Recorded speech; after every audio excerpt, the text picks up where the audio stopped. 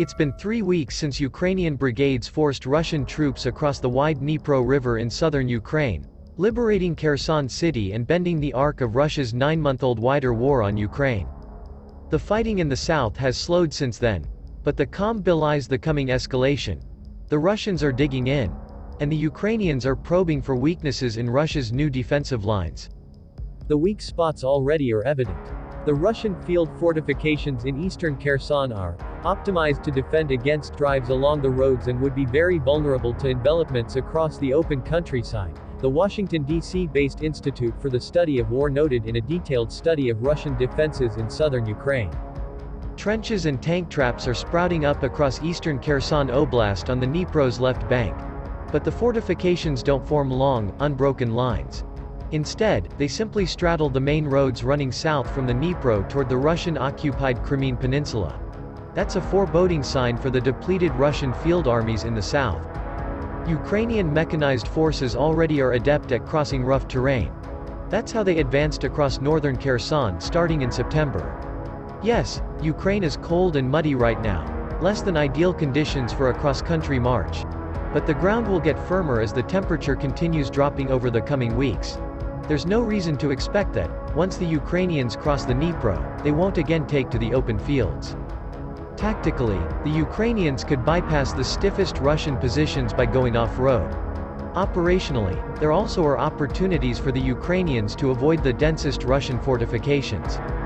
Scouring satellite imagery, ISW's analysts identified a lot of new Russian earthworks at the eastern edge of the Kinburn Peninsula, a sandy finger of land curling across the mouth of the Dnipro from the river's left bank. Those earthworks make sense. Ukrainian commandos likely have been on the Kinburn Peninsula for at least a couple of weeks now. The new Russian fortifications could complicate a Ukrainian attempt to roll east from Kinburn in order to create a lodgment on Dnipro's left bank. But Russian fortifications are much thinner on the opposite side of Kherson Oblast at the border with Zaporizhia Oblast. Analysts long have been anticipating a Ukrainian offensive in Zaporizhia, one that could turn right and get behind the first line of Russian troops on the Dnipro's left bank.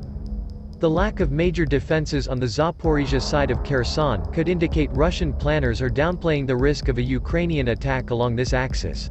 Of course, it also is possible the Russians are planning for a mobile defense, falling back from fort to fort, staying just ahead of the Ukrainians and bleeding them for each mile they advance.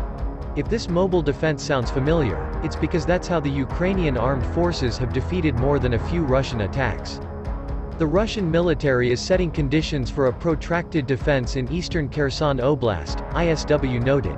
But this protracted defense might not prevent the establishment of at least one solid Ukrainian lodgment on the left bank of the Dnipro River. So even if the Ukrainians fail to gain a lot of ground in their first attack, they could fall back to their lodgment, reconsolidate and try again. The disposition of Russian forces south of the Dnipro speaks to the Kremlin's expectations. As the first full winter of the wider war sets in, Russian commanders expect to remain on the defensive. And they might also expect to trade space for time. The open question is what the Kremlin hopes to buy with that time. It's possible the Russian army is planning another round of forced mobilization of potentially hundreds of thousands of men. If Russian forces expect Ukrainian forces to take months to break through their defenses in this southern region, they could reasonably expect additional mobilized forces or partially trained conscripts to arrive in time to stop and possibly reverse the Ukrainian counteroffensive, ISW explained. But that expectation hinges on a huge assumption, that future conscripts will be better than current conscripts.